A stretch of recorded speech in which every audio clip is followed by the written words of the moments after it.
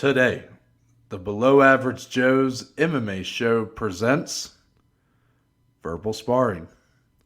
That's right, we're back. We got 7 loaded questions here from you, the community.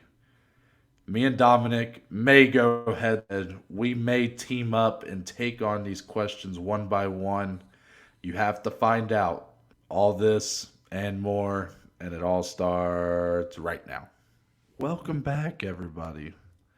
Thank you for joining us. It's a lovely Monday morning. We're back. It's been a long while, Dom. Apologies to everyone for the lack of a Thursday episode. I unfortunately was very under the weather. Dominic was, man, he was like, man, I'm gonna do this one for us, and I was like, no, Dom, let's just take a day, man. It's that Dom's he that man's addicted to the work. He's addicted to the grind. He's like, no day off without an episode, damn it. So, but we're glad to be back here. Give you guys something to start your week off right. Of course, Thursday we'll be back with our normal preview episode, and we'll be recapping Bellator from this past weekend and 2 weeks worth of Contender Series and all that. So, a lot going on this week, Dominic. But how are you feeling? It's been a while since we've been in here in the saddle, and we got 7 solid questions here to go over today. Are you up for the task? Oh, I'm so up for the task. I'm so excited. We got our alternate jerseys back on for today with verbal sparring. We're going to bring it this week. We got fights again next week, then another off week. But that time we're going to crank out the content for you guys. We're coming back. It's always nice, though, to have a Saturday off, to have a week to digest, to reset. But the wheels are turning. The creative juices are turning over here in the backside of things, in the office, dare I say. So big things coming. The Joes are excited. We hope you guys are excited. We love you guys. Noah, how are you doing? I know you're ready to get into this discussion. Yeah, I just got this in my neck that won't quit. I was telling you off recording, I'm like, man, it's really hard to just like sit like this right now. I keep wanting to like rest my head like this. Like this is Yeah. perfect. I can go to sleep right now, Just just do like the whole this. episode like that. Yeah, but besides that, I'm good. I was a game time decision, I guess. If my neck, my neck's Right. broken. Yeah. Um, but no, besides that, everything's good. Had a great day of betting yesterday. Mhm. I mean, just killed it. I mean, fade me at your own risk, people, because I back. I back. He said it. And it's had a really solid month of MMA betting. I mean, things are looking up right now. Yeah. Yeah. He's dialing it in. Yeah. But anyways, Dominic, we're here to go over verbal sparring. Of course, verbal sparring is where me and Dominic go head to head, team up, whichever we decide. But we have a solid 7 questions here relating to the world of MMA that we are going to go over. These are questions that I have scoured the web everywhere and anywhere, every inch, every corner that I could find to look for your questions, the MMA community. What questions were people asking? What did they need answers to? And we're here to give you the answers. This Yeah. is it. This is the source right here. Hmm. Hmm. So lock in. Your questions will be in right now. So, question number 1, Dominic. We Hmm. start Hmm. out hot and heavy. Basically, the question's simple. Come to a consensus on the top 5 fighters outside of the UFC. So we have to team up for this one. We gotta really come together, use both our brains, which I would like to think if we combined our brains that'd be like the size of a normal brain, and Hmm. then we Yes. can really evaluate who the top 5 fighters are outside the UFC. Now, I want to propose one thing to our list here. I don't think we should rank them. No, no ranking. I No think ranking. I yeah. So 100%. so 1 through 5. This isn't a pound for pound ranking list. Yeah. It's people we think are the top 5 outside the UFC. So Yes. the obvious ones: Demetrious Johnson. Yeah. Demetrius is easily there. That gives us 4 extra spots, basically. So an interesting question might be: does ONE FC, even though it's kind of like fourth on our sort of pecking order, do they have the top two fighters outside the UFC with Demetrius and then Rene de Ritter? I think so, Noah. I think those are probably the top two fighters outside of the UFC. Demetrius just got his title back. Rene de Ritter is 16-0 with 14 finishes. He's a double champion in one championship. I think it's probably them two. And then, dare I say, a little bit of a drop off before you get to the other three that we put together here. I guess I don't know if I agree with that because I do think Patricio Pitbull and AJ McKee are very talented fighters. I mean, I think if either of those guys didn't lose to the other, Yeah. so when Yeah. Patricio was at his top at his peak, if he hadn't gotten finished in the first round by McKee, and then if McKee hadn't turned around and lost that decision in the rematch to Pitbull, I think somehow that's lowered both of their stocks to the Yes. average fan. Um, but I think if you went before those fights, Patricio Pitbull was probably looked at as the best fighter out of the UFC. I Yeah. think it's obvious that he's probably not now because I think Demetrius and De Ritter have done so well, but I think he's still top five. I think both of them are probably top five. If I'm being honest with you. Yeah. So this is where it gets hard when you have to fit Well, in and, three and we others. could start listing some out. So I mean, Kayla Harrison Oh, probably on yeah. that list. Yeah, she probably Now, has to the be on that issue, list. I feel like she's a very controversial one to include, and that's because she's not exactly fighting the best competition, and it's in a weight class that's not familiar to the UFC or Hmm. to Bellator. So, I don't know. Is she a top five? Like, I'm not. I personally probably wouldn't put her on there yet, Hmm. but I mean, I think she's got to be close. She's definitely the most dominant outside of the UFC. Yeah, yeah, that's a good way to describe her. I gotta say, prior to June, I think it would have been pretty clear to put Gegard Mousasi on here. However, no, he lost his title, but to a man that could make this list in a 12-0 undefeated Johnny Evelyn, the current champion at middleweight right now at Yeah, Bellator. He could be on that list. I wouldn't quite put him up there yet, just because I don't think I mean, the win over Gegard is. I mean, that's about as good of a win as you can get Yeah. outside the UFC. But I don't think his resume quite stacks up. Like, I mean, I think people like Corey Anderson or Vadim Nemkov would be more deserving than Mm, Johnny Eblin. yeah. Corey Anderson was like around top five ish heavyweight during his time in the UFC. He was knocking on the door for a title shot, lost to Jan Blachowicz. He seemed on his way to winning the whole Grand Prix, winning that light heavyweight title in Bellator. The accidental headbutt that ended everything. But it seems pretty obvious Corey Anderson's one of the best fighters outside the UFC. Yeah. Um, Yeah. for PFL, I mean, I feel like you're going to be a pretty big Olivier Aubin Mercier guy when it comes to this top five list. That was the next name I was going to say is OAM. He's having a phenomenal year. He hasn't lost during his time over there in the PFL. He's one win away from getting the $1 million in the championship belt. Still in his prime years. It's just, I don't know. Maybe for him, though, it comes down to can he win that championship? And if so, he probably does get into that top five. But if we're making it Mm. now, which is in September, maybe we don't put him in. You know what I'm saying? So to put pen to paper here, we already said Demetrious Johnson, Rene De Ritter. Yes. I would say the next three are Patricio Pitbull, AJ McKee, Corey Anderson. Yeah. Yeah. I I'm mean, trying to make I sure I'm not snubbing anybody here. Like, I mean, there's definitely some more people that I could be mentioning, but But in terms to I just really make the top five, the only people that aren't even snubs, but that are arguable to put in, well, there's a ton, but like you said, Kayla's one of them. OAM, I'm looking at a list over here too.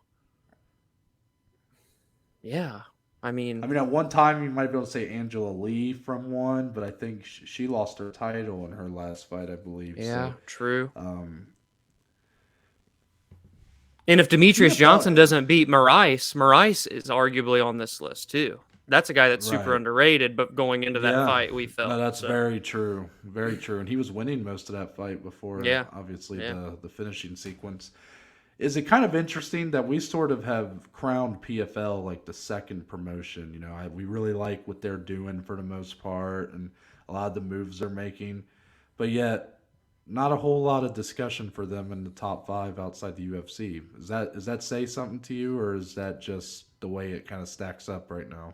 I think it's the way it stacks up when you just look at their, levels of competition. And like, yes, Kayla's had the championships, but her just competition wasn't there. OAM has better competition, obviously, in the PFL than Kayla, but he doesn't have the championship yet. But you look at AJ, you look at Pitbull, those are champions.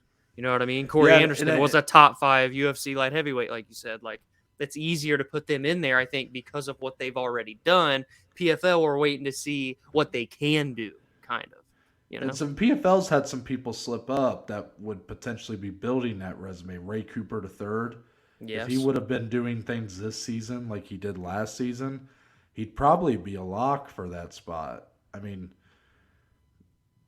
I would say so probably if he went back to back. I mean, I think that would say a lot, but instead, this season was kind of a mess for him. So, Yeah. UK um, fans could probably say Brennan Loughnane, especially if he wins in November the championship. I could yeah, see people arguing that. I think November he would definitely be one that needs that big win because his last fight was really his coming out party. Before that, Yeah. it was all what people think he can do, what he has the potential to do, but never what he really was doing, in my opinion, what Yeah, I had seen. and the history with Contender Series, but he got, he didn't get the Yeah, contract. That yeah, kind of adds intrigue to his story too.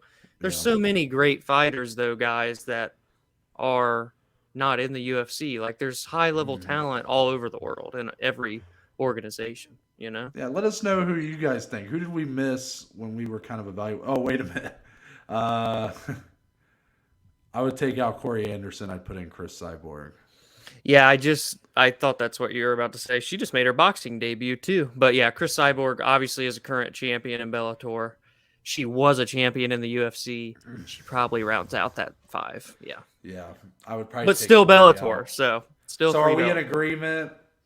Mighty Mouse, DeRitter, McKee, Pitbull, Chris Cyborg. Cyborg. Yeah. That seems pretty stout. Very interesting. I mean, Pitbull and McKee, same division. I mean, well, I know McKee fighting Spike Carlisle coming up. Dominic, Yeah, very Spike excited for Carlisle will be on this list next year, don't worry. that. But yeah, that's our top five. Let us know who we missed, who you think should be on there. Embrace debate. You know, that's what we try to Yes. do around here. Question number 2. This is And wait fitting. till I'm done. And wait till I'm done asking the question before you pop it up. I wanna leave them in suspense. You know, Okay. what's the Okay. question gonna be? Speaking of Mighty Mouse, you know he's obviously with ONE FC now, and that's due to the infamous trade between ONE and the UFC that sent Mighty Mouse to ONE for Ben Askren. So Dominic, it'll be 4 years in October since that trade went down. The question is, how did the trade turn out for who were the winners and losers? You know, this is such an interesting question. By the way, the fact that it's almost been 4 years, literally in a couple weeks, that's pretty crazy. By the way, time flies. But Yeah, we've still, and isn't it weird how like that's the first time we ever really saw anything like that, and it's not yes, happened since. yeah, it's still the last. How did the train turn out for? Honestly, guys, in terms of like the wins and the losses, it may seem more clear for one side than the other. But if we're talking for the brands, for the companies themselves, no, I think they both made out pretty damn well, in my opinion. Because Ben Askren came over and created hype. He lit that match and he rode it. It was a very short wave, a very short window. But when he had that momentum, he had that crowd, he had that undefeated record for a time, he had the rivalry with Dana. He got under his opponent's skin. Ben Askren turned himself into as close to, if not a mainstream MMA fighter during that 1 year, basically in the UFC, super quickly. He did it very well, and he brought eyes to those UFC pay-per-views, to those UFC cards, Noah. But then you look at for one, yes, they got, they got rid of Ben, but Ben was really kind of retired anyway. He wasn't like super Mm-hmm. active at that time for one. They get Demetrious Johnson. He's been super active. He's been in a Grand Prix tournament. He's been in a mixed rules fight. He's been in a championship fight and just won it against Adriano Moraes. Both companies have made out Noah very, very well. Dare I say, there are no losers in this trade, Noah. I think it's pretty clear, in my opinion. Yes, the UFC did. They are by no means a loser here. I mean, I think Demetrious Johnson, one of the best to ever do it. He was the pound for pound best fighter in the company at the time. Well, he had just lost his title, but it was like super close. Yeah. One of the top 5 pound for pound fighters in the whole company at the time. Never was a box office draw. Just Yeah. he just you could never really sell him in a main event spot. He just didn't really do the crowd, the fans, they really didn't gravitate toward him like that, the casual fans. Yeah. So Ben Askren comes in. Never was really put. I mean, he was in a main event with Damian Maya, but that was kind of after things had sort of went off the rails. But he came in and was in 2 high-profiled like fights on pay-per-views, Robbie Lawler and the Jorge Masvidal fight. And I will agree, I think it was very fun having him in the company. Like I look back very fondly on that at that time. A lot of the press conferences were must watch. Him and Dana had a lot of history, a lot of beef, but so seeing how they would interact, how he would interact with Masvidal or whoever who he'd call out. I mean, it was very fun to watch, but it was so short. I Oh, mean, yeah. it was not even a year, Dom. I mean, this was from like March to September. I mean, Blink and you miss it. this is like it's like 7-8 months. Yeah. That I still think that what one has gotten out of Mighty Mouse is far, far better than what the UFC got out of Askren. Mm. And the UFC is so big that they might not even look at it like that. They're like, you know what?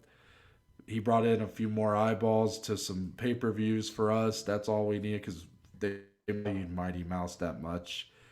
But you traded one of your best fighters in the whole company. Mm-hmm.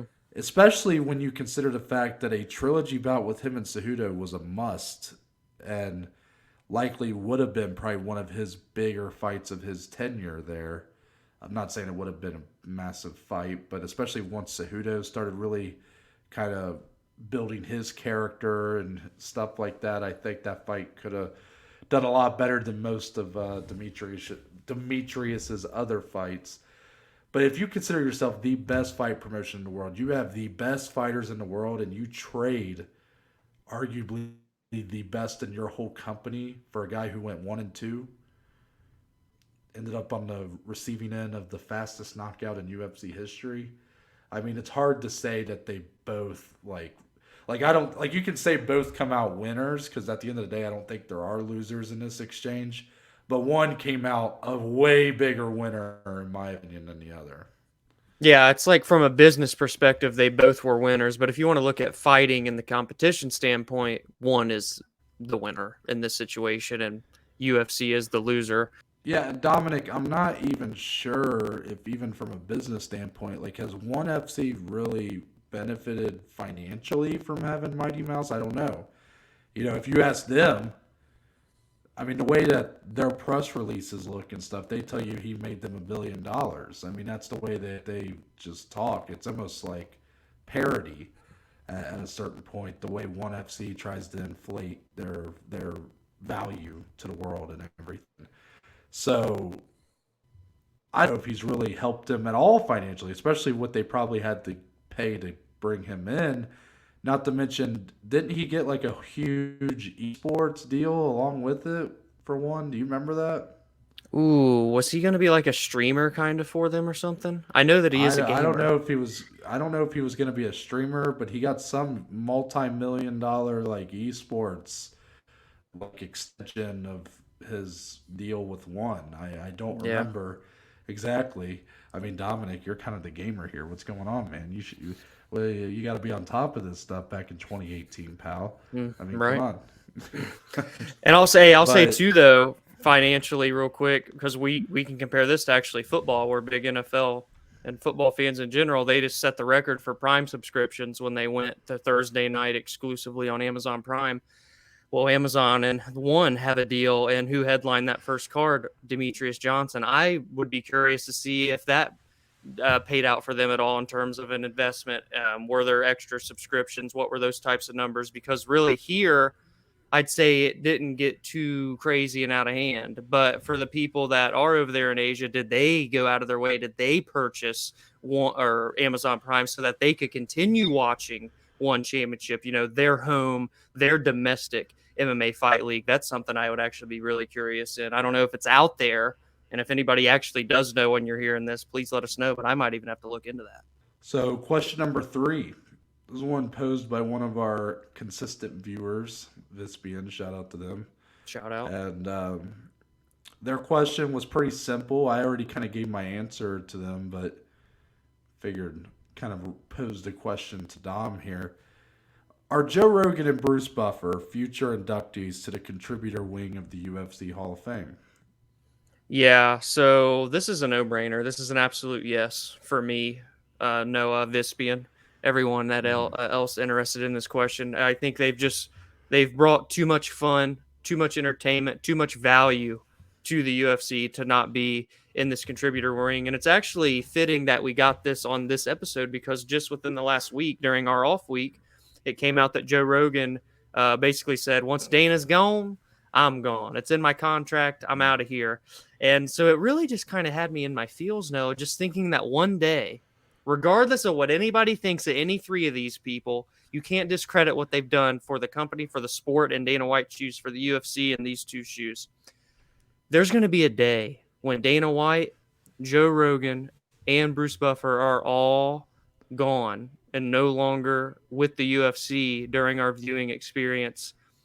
And no, that's like getting kicked right in the nuts, if I'm being quite frank with you. That is a sad, sad reality to think about. And when that came out last week, that's all I could think about during that day was just how upsetting that is.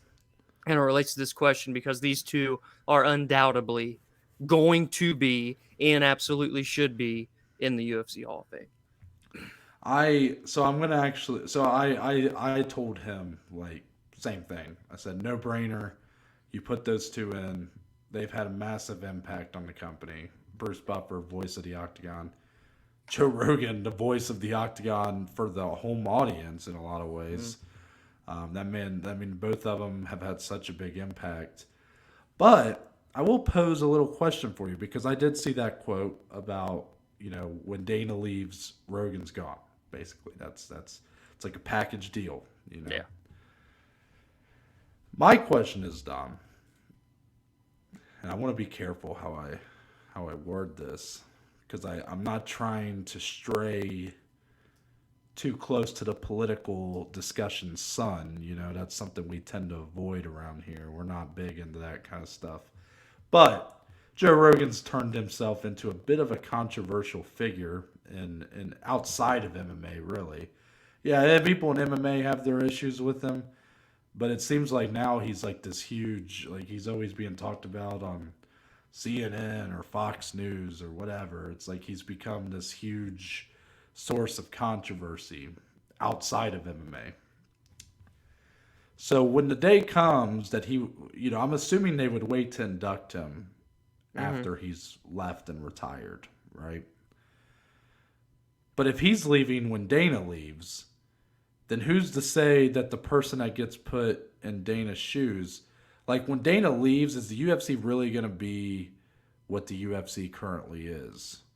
Or are they going to start turning more and more into like other sport leagues that are more accessible to all types of people, very PC and whatnot, kind of that culture that you see in all these major sports leagues? Is Dana really the person kind of keeping the UFC from fully embracing that? I don't know. So I would just ask you, like, do you feel like if Dana's not in that chair making those decisions, does Rogan potentially miss out on the UFC Hall of Fame due to his controversial status? Oh boy, I sure hope that wouldn't be the case. I don't think any outside factors should affect like especially these types of outside factors. Joe Rogan's the biggest podcaster in the world, guys. I mean, but it's not like he's going out of his way to intentionally harm people or hurt people or do anything stupid. He just calls it how he sees it. He says stuff that's in his mind. That's what we do. We don't get into the things he does, but that's what podcasting is. You get on, you talk, people watch you, people listen to you. They don't like it, they do like it, but I mean, I don't think any of that should affect it. And it is interesting, though, to think of a world when Dana's not the president. A lot of people have, and this could be a question even for, a future show. I've seen people discuss it. I think Ariel had this question on his show, but like, who would be a front runner to be the new president of the UFC? A lot of people tend to think Daniel Cormier would be one of them. Hunter Campbell, obviously, is the chief business officer. He already has his hands on a lot of these things for the UFC contractually with all these fighters. Those are just kind of the two main things that are in my head. But I'll say that I just hope it's a little ways down the road. I don't know. I'm holding on to that nostalgia because it's always been this way for me. Even when I was a kid, it was still Joe Rogan. It was still Dana White, the Fertittas at the time. Like, it's always been this way. So you want to talk about a major change to your favorite sport ever? I mean, that's big. That's big. I think we have quite a while. I think those two guys are never going to quit. And Rogan, I feel like, would be gone before Dana at this point. But I could be wrong. I mean, Joe, if there was a time for him to really kind of move on, like if he really didn't want to do it anymore, it would have been a time when they were bringing in guys like DC and Dominic Cruz and Michael Bisping. But he likes it. He loves it, obviously.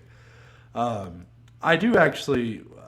I'm going to put in this spot a unofficial 8th question right here, right now. Okay.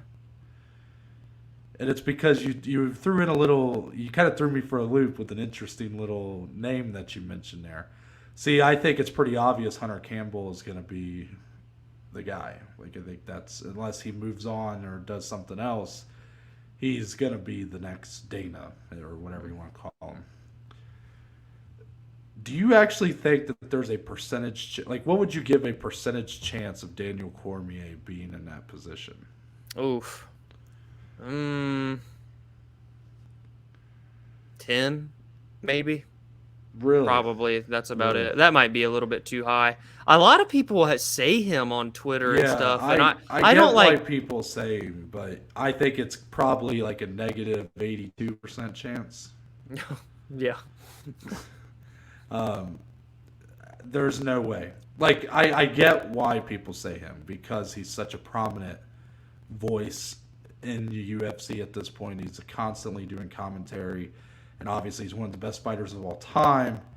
But if there's someone more, how do I word this? He's not just because he's an all-time fighter and does commentary for the UFC does not mean that he's equipped to do the job that Dana and or Hunter Campbell would do. I mean, Hunter Campbell's like a lawyer. Like he has a law degree. Like, I think he went to an Ivy League school or something. And let's be honest, he's probably more so the unofficial president at this point anyway, in terms of just the hands-on what he's doing. Yeah. You know what I mean? Dana's like the figurehead. You come at the UFC, you come at Dana. I'm the spokesperson. I'm the face. I am the UFC. Mouthpiece. That's Dana. Yeah. Because Hunter, I think once Dana's gone, I think we're gonna miss a lot of that. Like, I think once Hunter's kind of in that spot or whoever, I don't think you're gonna be as active in speaking to the media and like doing those podcasts and interviews and stuff. Like, I know Dana's even done less of it as he's gotten older, but no doubt, like, that is strictly a Dana move. Like, once Dana's out of that seat, you're basically we're always gonna be like wondering. We're gonna be left in the dark on a lot more than we already are, I feel like. Oh, yeah, man. I mean, we'll just look at the other sports leagues. You already brought it up earlier, kind of a different discussion, but how often do you see those Roger Goodell doing press conferences every week or doing podcasts? Adam Silver for the NBA, so on and so forth. You don't see other commissioners, presidents doing like the publicity and the things that Dana does. Dana is just cut from like a different cloth when it comes to that. Even like his social media, the Fuck It Fridays. If you don't know now, you know. All these other things, like it's so much different than any other figureheads of any other league. My man out there saying "fuck it Fridays" are like you're acting like that's a marketing tool right now. I'm like, damn, Dom, you like them nasty foods that much? Oh, I've made 2 of them. Very good stuff. Oh, have you? Have you made 2 of them? I knew you made one, but what were the 2 that you made? I did the peanut butter grilled chicken ramen. Very good. Actually, very good. My sister actually does it like once a week now. She does it all the time. Wow. And then I did the air fryer pizza. That was from like a month ago, probably. Quesadillas, or I'm sorry, not quesadillas. Tortilla shells, pizza sauce, pepperoni, cheese, double layer it, put it in the air fryer. Air fryers, by the way, guys, I know this isn't closing statements, but holy shit, they'll change your life. If you don't have one, you need to go get one. But yeah, I've done 2 so far. Looking to do more in the future. So, Wow. Good for you. That's very funny, but I like that. So I mean, it's technically number 4. We're moving on to now. Yeah. This is a question I've been wanting to ask you for a long time, Dom. We we have talked about Conor McGregor so much. The face that runs the place. He is the biggest name in the sport. Unfortunately, he's been out for over a year now because he had broke his leg in his last fight with Dustin Poirier. Real nasty break. And obviously, Conor's so big that he's not really going to fight as often, anyways. But that's been the reason why he's been out this long. And as of now, we're not sure when the comeback will be. But I keep seeing this point that people keep bringing up, Dom, about Conor McGregor's return fight. Now, let's just talk about where Conor McGregor's at. Let's just be honest about it. He's lost back-to-back fights, both to Dustin Poirier. His last win was January 2020 against Cowboy Cerrone, who I don't think, won a fight since that Conor fight. And it was at 170. Yeah. Hasn't won a fight at lightweight since 2016, right? Yep. Almost 6 years. Yep. 2 months. And these are not points to bring up to say that we don't think he's a good fighter. He's obviously a great fighter. Yeah. He hasn't. But these points are being brought up because what I keep seeing, Dom, is when we speculate about his return fight, we've had some people come at us about, when you post clips of me talking about him and Usman being a potential fight, or him, Max, or whatever, like these fights that are possibilities. Everyone comments and says, well, he's going to get a title fight. The UFC want to give him a title fight. He's going to fight Charles in his return fight, or he's going to fight the welterweight champion. Like, no question about it. He's the biggest name in the sport. He is going to get that title shot. Charles wants it. He said he wants it, so it's going to happen. I just need to know, Dominic, will the UFC make Conor McGregor's return fight be for a title despite those statistics that we just mentioned? Yeah, I feel like I just roll my eyes these days when I see people saying that it's obvious that he's going to get a title fight. Is it? Is it, though? Is it? I mean, I don't know, guys. No, by the way, no, I don't think the UFC will make Conor McGregor's return fight be for a title. I know that the UFC value Conor so highly, and it's rightfully so. He's brought him quite literally millions, if not billions. Conor said he had a big reason and why they sold the company for $4.6 billion, but I digress. He's made him a lot of money. But at the end of the day, the UFC, I'm going to leave 10% leeway. 90% of the time do make the best fights, the most competitive fights, the fights that make the most sense with the rankings, the title picture, etc. Yes, a month ago was outstanding with Hamza and Nate, but it didn't happen, so it doesn't count. But it still happens sometimes, so that's why I gave him 10%. Conor's not coming back in. after snapping his leg in half and waltzing into a title fight at either weight class. I would be utterly shocked in Noah. I mean, I have Conor McGregor here on my wall. I got a gift of him when he won the double championship. It's a picture. But he does not deserve to come in over anyone and fight for a title. It's that simple. I mean, especially at lightweight, when you haven't won a fight at that weight class since November of 2016. At welterweight, your last one was Cowboy Cerrone. He's retired now, by the way. It doesn't add up, guys. I don't care how big of his social media following is, how many pay-per-views he's going to bring. You could put him up against me and Noah, and he'd sell 1 million pay-per-views. It doesn't matter if he's fighting for a title. All that does is just add a couple extra pay-per-views. That's, if anything, that's all that does. He's going to sell regardless. It will not be for a title. No, it should not be for a title. No, he does not deserve to fight for a title. No, no, no.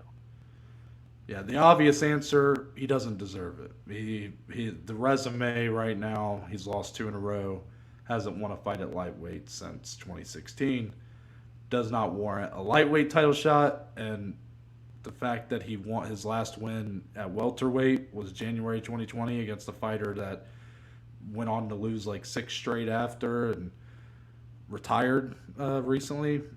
Don't think that warrants a welterweight title shot either. But nobody's questioning if he deserves it or not. When people are saying this, I know. And I know you mentioned more than just if he deserves it. I'm just addressing it, layer by layer. As far as nobody mentions him getting a title shot, saying he deserves it, Right. Like right. It's never like, oh, well, he deserves to come back due to all he did in the past for the company or whatever. It's never stuff like that. Yeah. Everybody who says it says that that's what the UFC are going to do, which is a point.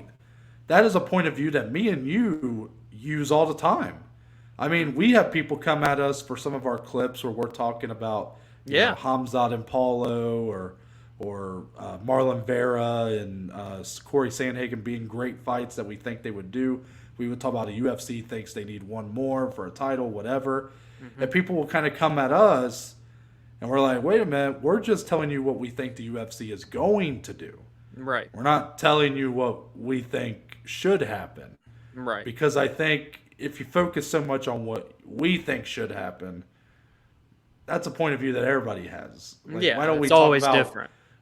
I think we have a good pulse on what the UFC ends up doing. Yeah. So we try to speculate before it happens. Now, anyways, that's just a side tangent. But that's where the point of view of these people come from. But yet that should be something we can see, right? Mm-hmm. We tend to be able to see a little bit into the future almost for what the UFC heads are kind of thinking, what matchups they really want to put together and whatnot. But I just don't see it with this. Now, I understand. I understand the logic. Like the biggest draw in the sport, the UFC value him so much that the idea being that if he wants to come back to a title shot, well, damn it, give it to him because it's gonna break the bank. You're gonna get 1 million plus pay-per-view buys, and if Conor's champion, that's only gonna make the sport get bigger and bigger and all this stuff.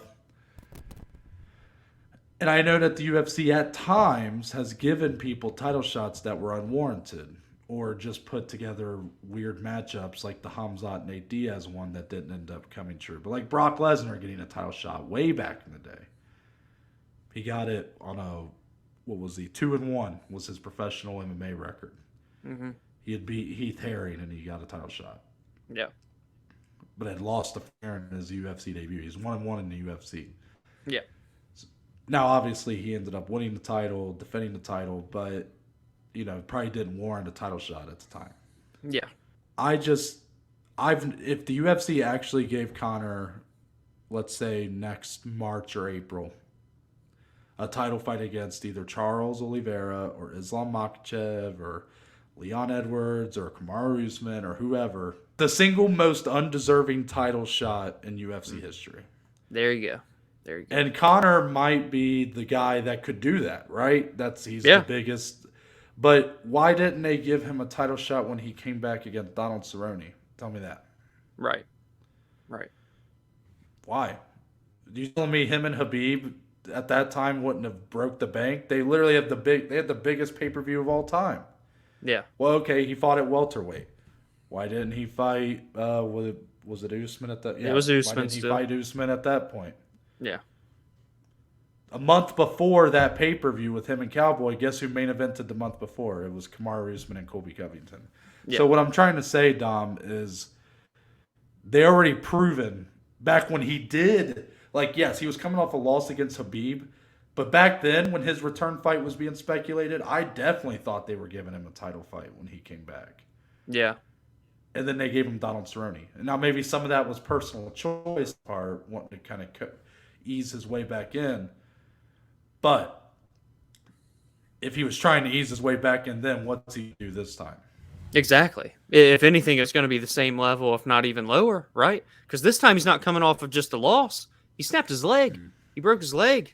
We don't even know if the guy's training. He weighs 206 pounds. I don't think he's ever fighting at lightweight again. I mean, there's so many more questions about Conor, but just a return fight in general, again, it never has to be for a title, but competitively, like, does he fight Dustin for a fourth time? Do they get Nate to re-sign for one fight and finally do that trilogy? Do they do Conor versus Kamaru, like Noah said? I still love that idea, regardless of if that's for a title or not. I don't care if that is either.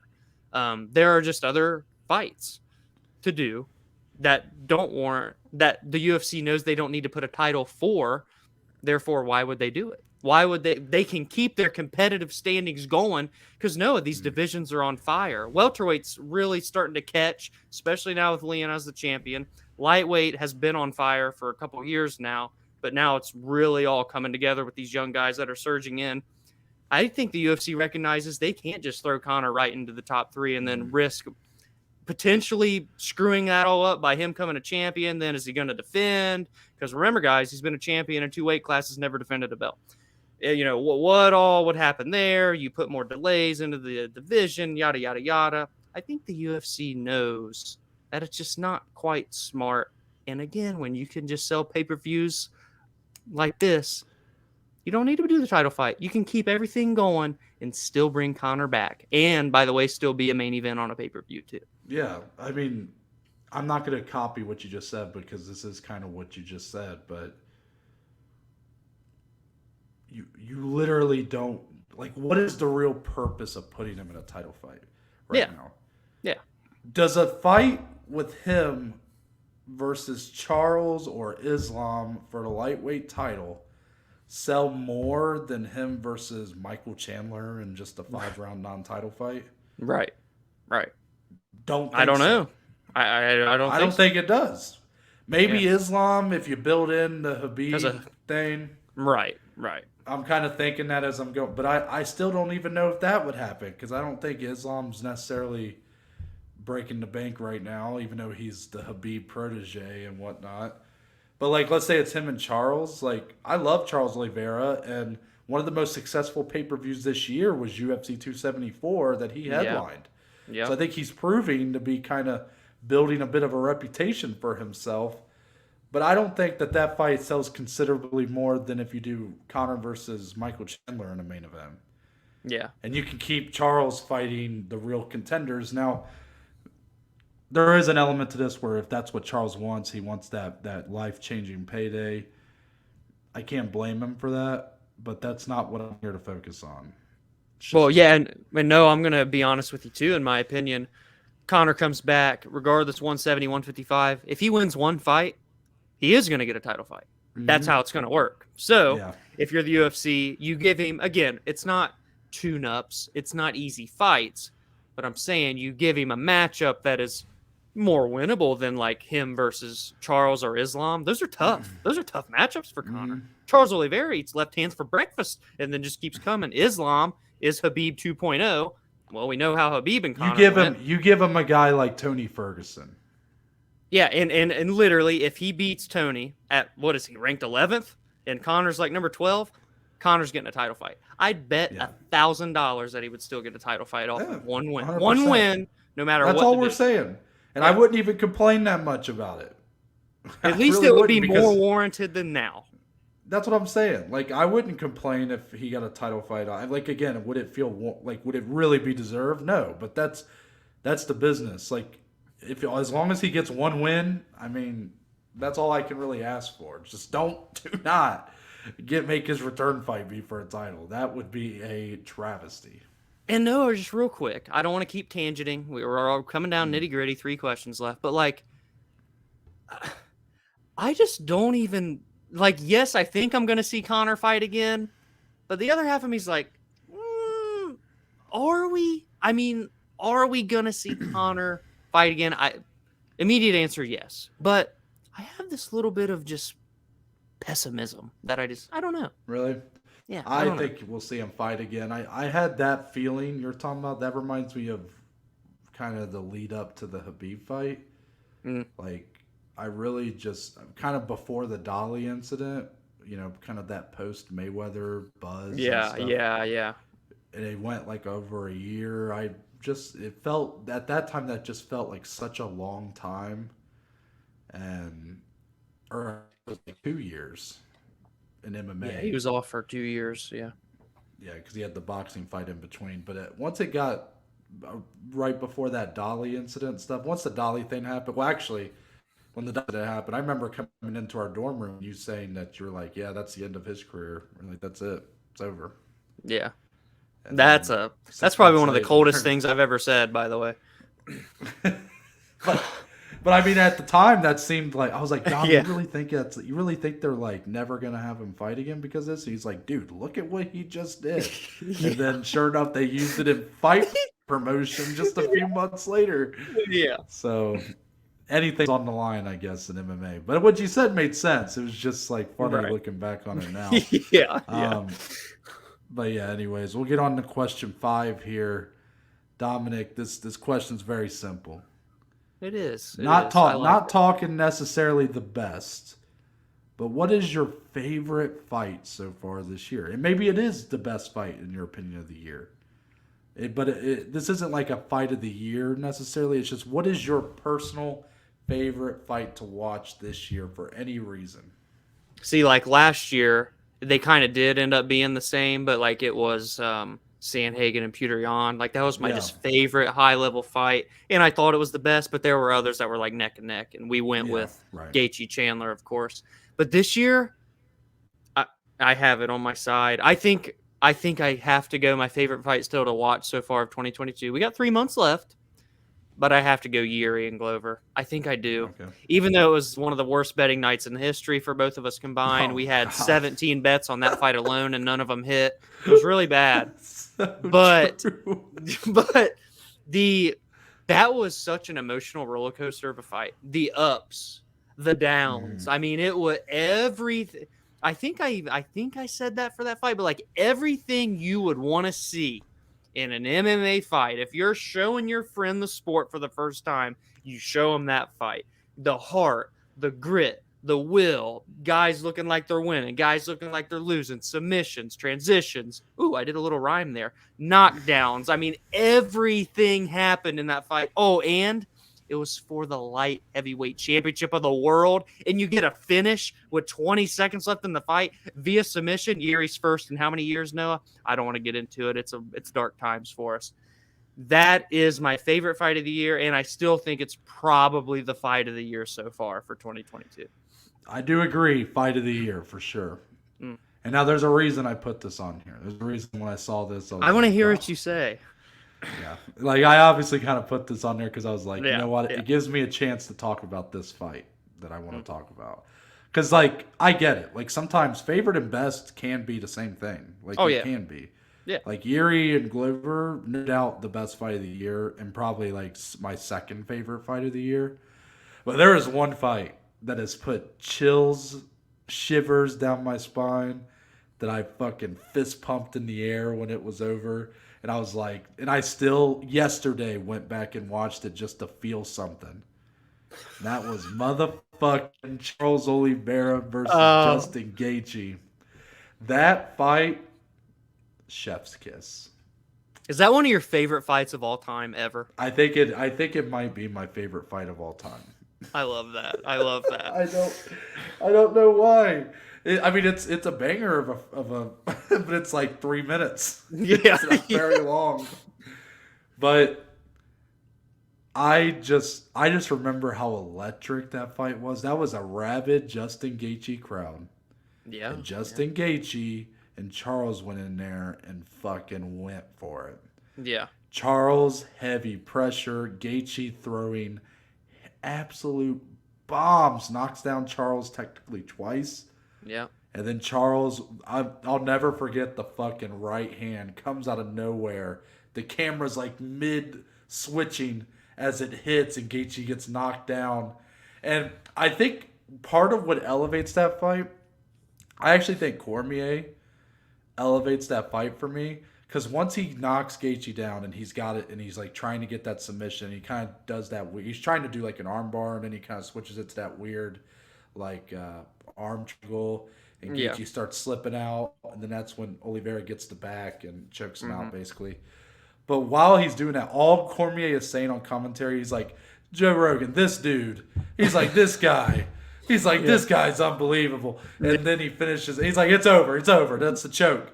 Like, he's like, this guy, man. And I don't know why I just fucking love that. Like, this he is in such disbelief of, like, how good Charles Oliveira is. And Charles Oliveira fights have just turned into, like, an experience for me. Charles Oliveira is probably one of my favorites ever at this point. Watching his run, we've really seen him rise here since we've done this podcast, and it's been such a joy to watch. But that fight in specific, that was not a great lead up for him. He was stripped. He missed weight by half a pound. We were what did we do for that? Was that in the preview episode that we talked? Was that after or did we do like something for that? Did we do like I think I feel like we talked about that, but like I don't that had know. that had to be the preview, right? But isn't the preview We back preview then, on was that Thursdays after? though.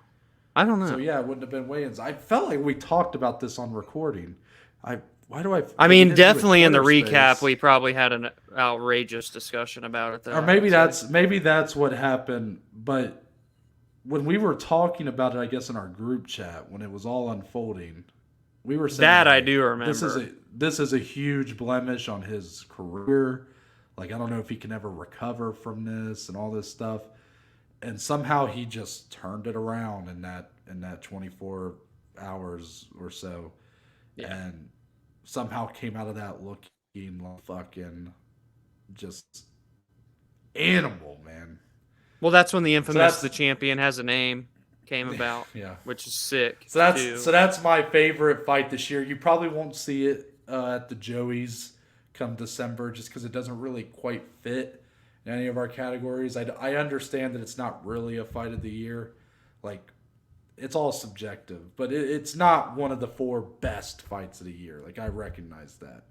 Yeah. And real quick, just like Charles in general, this 3-fight run that he's on, Noah, have we seen something like this in a while? I mean, you look at when Robbie was the champion, he had like 2 straight fight of the years. This is the comparison. That's the last time I it's felt insanity. That way. And the thing is, though, like Robbie's been in trouble, but Charles is like on the verge of getting knocked the fuck out, and then he bounces back, and then again, and I've said this word for word, he doesn't just beat the opponent, he destroys the opponent. He knocked Chandler unconscious. He submitted Dustin Poirier. He submitted Justin Gaethje. Like, this 3-fight run that he's on is nearly unprecedented. It's insane. Pretty sure, by the way, Robbie Lawler had 3 straight fight of the years. Three straight fight of the years. Rory McDonald and Carlos Condit. What a fucking beast. Yeah. But I think that's the last time. And Robbie Lawler, one of my favorite fighters of all time. There's something about when the expectations on someone are low. Like, we really liked Charles, like, early on in the podcast. Like, we really were, like, high on him. Yeah. But people like him or Beneil Dariush that we really liked have been our guys, but have even exceeded our expectations. There's something very fun about watching that unfold. Like, we thought Tony would beat Charles.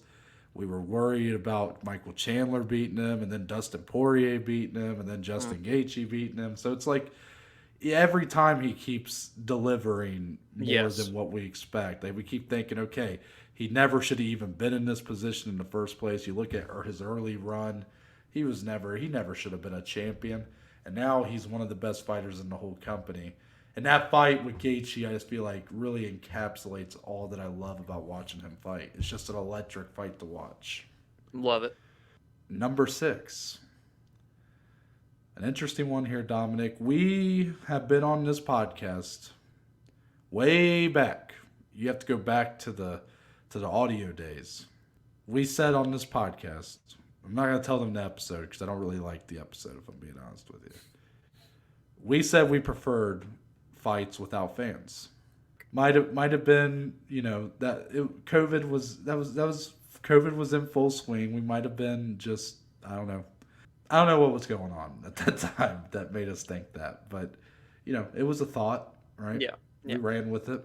Yep.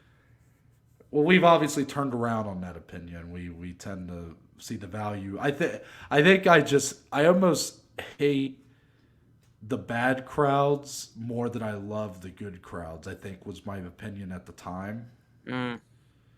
But now it's been so electric since they've been back in with fans that like man, this is a lot better than no fans.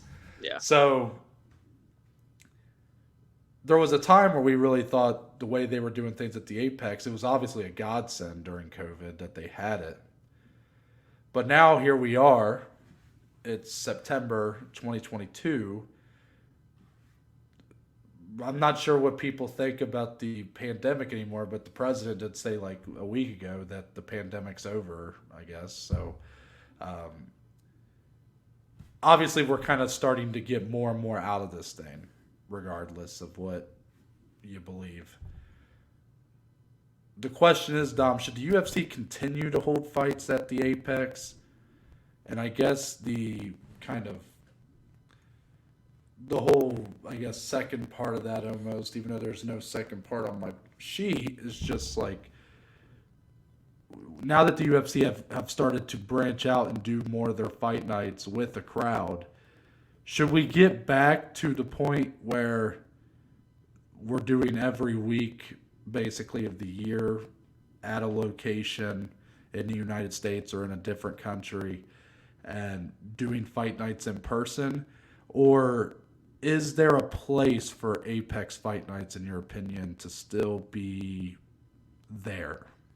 I think there's a place for it simply because availability purposes, I guess, for the UFC and like the I'm blanking on the word I wanted to say, but just like the ability for them to travel every week, that's a lot, because again, the UFC is just so much different from all these other leagues because it's like team based. So like they obviously travel, but they have home stands. So like the UFC can have a home stand when they do some at the Apex or whatever, but then they're in Vegas, you got the T-Mobile Arena. So can they even do something like that? But I think there's a place that as we do come more and more out of the pandemic, we've seen more and more shows from the UFC because it feels like at least once a month now they're out and about for the most part anyway. It's nearing that stat anyways, if it's not precisely that. So I do want more fights. I mean, obviously we got to go in March. It's incredible just being there in person, guys. If you haven't been to an event, it's better than watching from the TV. I'll just put it that way. But so yes, should they continue to hold fights there? Not as much as they are now, but they can if they're scheduling with these other arenas, getting into these states doesn't hold up, then they have a fallback option. That's kind of what I'm viewing the Apex at this point. Just that it's something to fall back on. They build it at the headquarters. It's very convenient. You have the Contender Series, the Ultimate Fighter, the PI and stuff for training purposes. But in general, if you're able, because we've seen, what have they had? 25 straight sellouts. There is a willingness. There is the supply and demand. There is a demand for people to go to these events.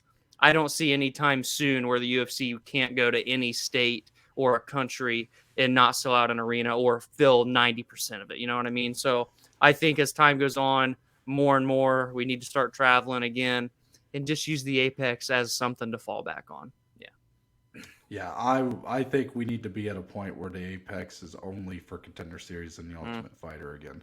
It's great. I know it was a huge savior for the UFC Yeah. when this all went down. But there's no doubt that it really compromises a lot of these fight nights at this point. We may not have seen it when that was all we had, but now I think we can see that not only do the fights feel compromised, but I feel like the fighters are sometimes compromised by a lack of a crowd. Um, and you're talking about how it's difficult to be traveling every week. I agree. That's a lot of logistic. That's a lot. It's crazy to think that that's what they were doing, you know? But that's what I was about to say. Yeah. They've proven they do that. Yeah. They literally did it for years. That's insane. So this idea that they can't do that now is kind of crazy to me. And what's so weird about some of Dana's comments about this, Dom, the UFC were like the first. They were the first sport to really say, no, we are going to find a way to hold our events while this madness of COVID and whatnot is going on. Some people might agree with that mindset, some people might not, but they were the first to do it. Mm-hmm. And they were the first to come back, and they really benefited from that. They've had some of their biggest financial years the last couple. Yeah. But does it feel like now they're actually kind of the ones, like almost the only sport that's still even talking about COVID? Like, do you notice that when people ask him about going to different countries or different states, it's all about, well, once this stuff clears up and we can start doing business the way we do it in these places, we'll go there. But Dominic, every other sports league I see, it's back to normal. So why does it feel like the UFC, even though they were the groundbreakers, they were the ones that were the trendsetters. They went for it. Yeah. And yet they seem to be the ones holding back at this point when all other sports leagues are just like full capacity stadiums and all this stuff. Yeah, that is interesting. That's a good question. And I feel like for the most part it does relate still here domestically. Like they still obviously have fights at the Apex when they could be in Columbus, Ohio, or somewhere else. But I think a lot of he's always like in terms of like when people are you going to Sweden, I think, or was Sweden, one of the one they Australia, wanted. And he's like, Africa. well, we need it. We want to see it open up, Yeah. And now we're gonna see that I think in 2023 when they really start to do it again. We got Brazil lined up. They're gonna go Australia first quarter, I think, too. So it is weird to hear him still say that, I guess. But in it too, being that they're not necessarily like stadiums, so like the NFL's in stadiums and stuff, but they're in arenas. So like the NBA's in arenas, home teams and stuff. So that the UFC always has to schedule around the home events of these arenas. And I guess a lot of them are like backed up because when they canceled events and they're trying to rebook them now. So I think like hopefully 2022 is like, and finishing it is like the last little bit of everything getting caught up and everything back on track. And hopefully 2023, I do actually believe that we see the UFC as close to like what they were in a 2019 is what I think will happen in 2023. That's what I'm envisioning in my head.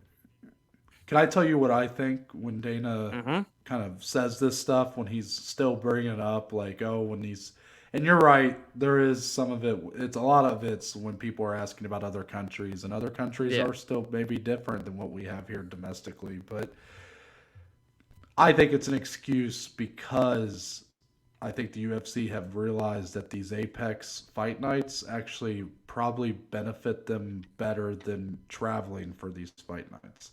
Oh, I would imagine so. You would think, okay, I can't say this for sure, but I did a little research at one point in time. This has probably been a year or so ago. The live gate for a UFC event basically just covers the cost of setting up the event. Wow. Yeah. Like, really, the live gates are very minor for the UFC's bottom dollar. Like, they don't really value the live gate that much. Right. The reason, if you ever notice, when Dana talks about why he wants to go to these places, it's not because, it's not about, financially. It's not about like that's financially what we need to do. It's because that's the way that the sport grows. Like, that's their focus on doing it. So these fight nights that are at these locations, whether domestic or out of the country, it's more as a means to grow the sport. In terms of financially, it actually benefits them to stay at the Apex. Everything run in house, right? They don't have to book a venue and do all this stuff, all this whatever. I don't know what all goes into it, but you get it. There's a lot that goes into setting up an event. Oh yeah. And that way you have very minimal amount of people that show up, but the actual cost of attendance is basically used to cover the cost to set up the event. So yeah, I think that they don't really value it financially, and I think that the UFC, that being that fighter pay and stuff, big topic, right? But UFC very mindful of their finances. That's why they're so successful and grown so much. Yeah, I think once they realized, wait a minute, we could just do events at the Apex that we own and operate and pay a fraction of what we pay to set up at all these other locations. Yeah. Yes, please. And they're still selling like VIP packages for that. Granted, it's not a ton of people, 200 or 300, probably not even, probably like 200 max.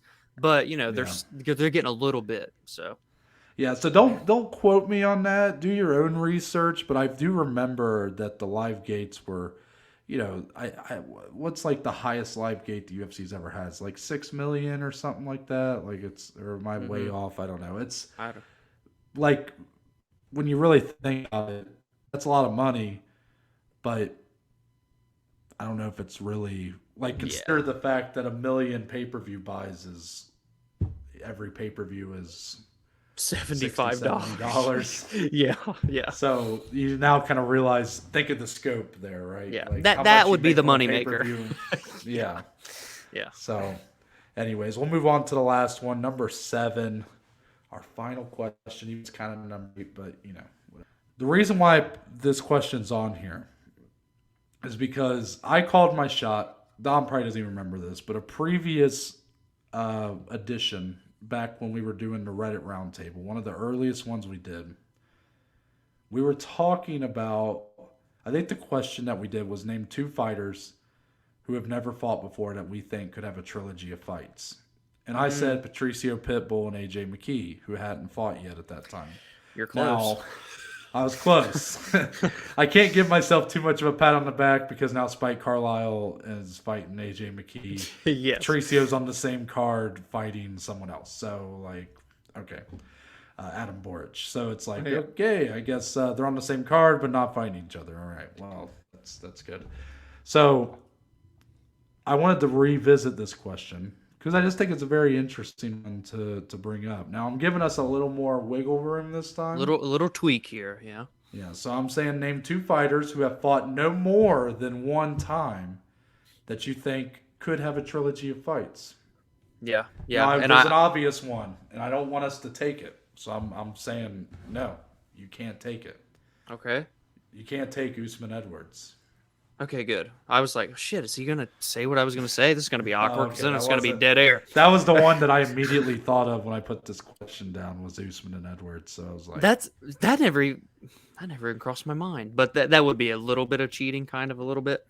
The first and only one, actually, until you just said Leon and Kamaru, that came into my head, Noah, I'm going to go Matos Gamrot and Arman Tsarukyan. I thought their first fight was Yeah, I thought that was such high level. That was what popped in your head. That's great. I think that's the only one. No, that's a great option, because Dom, that's so funny. Your mind goes to guys that are ranked like in the bottom half of the top 15. That yeah, it was an awesome fight, and there are definitely two future, top level guys.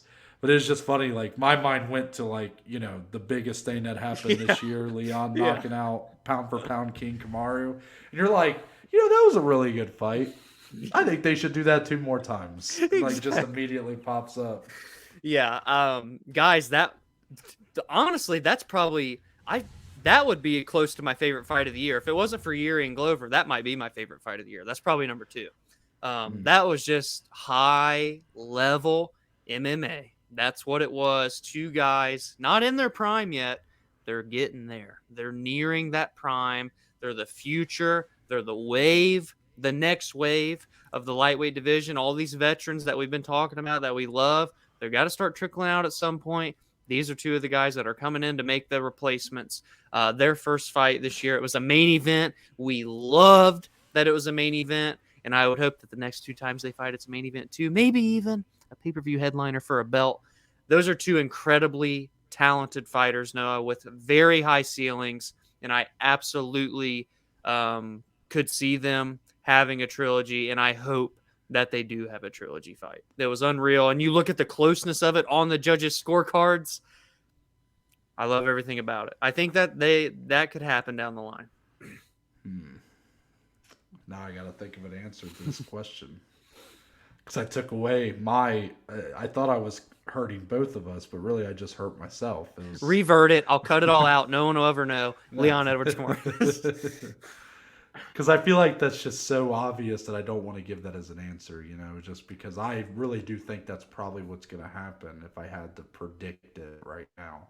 So you do think that they could have a trilogy? You don't think that maybe Kamaru... I think Usman beats Edwards in the rematch right now. But do you think they would do it again, though? Or do you think Kamaru maybe just gets his belt back and retires? I know we've talked about him a little bit, his future. See, I know we did speculate that on would be a trilogy. I forgot they've already fought twice. Never mind. I just had a brain. Oh. Yeah, they have fought. Sorry, I didn't think of that either. That was their second fight when the first one happened 7 years ago. Oh. I didn't think of that either, Dom. So I was thinking Kamaru win a rematch and then they fight, I guess, a 4th time. Yeah, that would be a saga. Okay, maybe that wouldn't happen. Okay, so I take it as a personal challenge to try to find 2 people who've never fought and be like, okay, oh yeah, they could have 3 fights. Like I wanted the challenge because I called it last time. I know it hasn't happened, but I still think there's a chance. Oh yeah, Pitbull and McKee basically had a trilogy without having a trilogy. Like, can we all just let me have that win? Like that was totally gonna be a trilogy, and then they just I don't know what happened there. It was just weird. Let me think. Got to think about it for a second. The one that's coming to my head, it won't leave my head, so I have to get it out there. Kayla Harrison, Chris Cyborg. I think that's a pretty obvious one. Damn. Yeah, because I do think that fight's gonna happen. I do. And the deal though would guarantee 2 fights. Like if they co-promoted that, if that's the way it went, the deal would be you do 1 fight under the PFL, 1 fight under Bellator. So if they both won one, then you would do a trilogy. So I think that's one. Interesting, Noah. Yeah. So that's one I really do think could be a trilogy. It may be a bit of a long shot, truthfully, just because there's a lot of stuff that has to come together for that to work out. But I think what helps me pick that is that there's a guarantee. If they were to co-promote, they both would be like, okay, it's a 2-fight deal. 1 under the PFL, 1 under Bellator. Is there? That's interesting. I was thinking of our lovely flyweights, and 2 guys that I think I could see that have fought once. Kai Car France, Brandon Royval. Oh shit! I thought you were gonna say Kai and Askar. Yeah, but no, that one too. I like Kai and Royval because they are in a lot, like especially Kai. He's elevated himself so much since that first fight. Yeah. And Roy Val, I think, he's so close to really breaking through and being like a real contender. And their first fight was a lot of fun, wild shit, crazy first round. Roy Val won, and yet Kai was the one that was knocking on the door of a title shot before him. So I think there's a lot of room for that to be run back in the future. I feel like for trilogies to happen, and it's not all the time, but like you kind of almost need them to fight obviously once when they're young, Kamaru Usman, Leon Edwards, and then you kind of need one to pull away, become a champ or become a top 5. They fight again, whether it be for a number one contender fight or the belt. And then that third one comes a little bit more down the line. Someone defends the belt a couple times. The other guy that lost the second fight fights his way back up. They fight. I don't know. Like, it doesn't have, you don't I was need with it. you. You don't I was need with it. you, but I completely disagree on the third one. Like, typically what the UFC does is after the second fight, they do an immediate rematch. I mean, tell me that's not what they always do. I mean, that happens more so than other And maybe I'm thinking of just rematches, like second fights. But no, I feel like most trilogies are the first fight happens when they're young, then they happen a second time, and the other guy wins, and then they do an immediate rematch the third time. Now, I will say what I thought you were going to ask. It does seem like most trilogies involve a title at some point. Like, at some point. Yeah. Like, you don't really see non-champions fighting that many times. Except Dustin and Conor. That was probably the only trilogy with no... Well, I was going to say, did Hendo and Shogun fight 3 times or just twice? Oh, if we're branching away from just the UFC, well, they fought the question. UFC. Didn't they only? I don't think they fought outside the UFC. I don't think they fought 3 times then under the UFC banner. Okay, definitely fought. I don't twice, think, but they definitely fought twice, but they might not have 3 times. But for the most part, a title is involved at some point to make a trilogy. Unless it is like a Conor Nate, but here we are. Haven't seen the third one, so yeah. I mean, DC and Stipe trilogy. Wait, did you say haven't seen the third one? Conor and Nate, we haven't seen the third fight, so it's not a trilogy. Oh, Conor and Nate. I thought you said Conor and Dustin. Oh, no. But that is one that fits in with this. Stipe DC trilogy. Moreno and Figge are about to fight a 4th time. Everyone's been for a belt. Yeah. So we had a whole episode dedicated to trilogies, actually. That was a pretty cool episode. That's a throwback. But So it sounds like Conor trilogies are the only ones that don't involve titles. Who would have thought? Conor. Dustin and Nate, neither of those had titles on the line. So. Which, again, goes back to our argument for the question earlier. You don't need a title fight for Conor. That's how we end today's show. Yeah, thank you. I'm glad we could bring it back. Full circle, the main baby. point of today's show. Yes. But, Dominic, there's only one way we end our shows around here. Closing statements. Yeah, well, that is. Why is that? That looks monstrous. I love it. Nice and long, monstrous, girthy. So, Dominic, closing statements, the point of the show where me and you can talk about anything and everything MMA related or not. Do you have anything for this Monday edition of closing statements? Just a little shout out. Don't even really know if he listens too often, but our good buddy Nick, he's back home. Finished, graduated from the Marines, now in the Marine Reserves, but he's back home. Spent my Saturday with him yesterday. Good times, great vibes. Happy he's back. The gang's going to get back together. That includes with Noah here shortly, too, when we make the plans. So just happy to have a friend back. So let's go. Yeah, I'm glad to hear. I saw where you guys were golfing. I think he put it on his Snapchat story. So I was like, oh, that's cool that he's back. He's been gone for a while. I've always loved Nick, even though he did absolutely pulled a pretty cheap move. I'm not gonna lie. And now to his okay, I'm just gonna tell the story. That's There's closing statement. So in fourth grade, me and Dominic, Nick, we all played football, right? And I've always been a big guy. I've always been one of the biggest guys on a team, so I always played offensive line growing up. And I loved that coaching staff back then. Like that was where a lot of our dads. My dad was an assistant coach on the team. Like it was a lot of we really grew up with those being our coaches for years, and then we won the Super Bowl in sixth grade. It was kind of like I don't know, felt something a little wholesome about that, Yeah.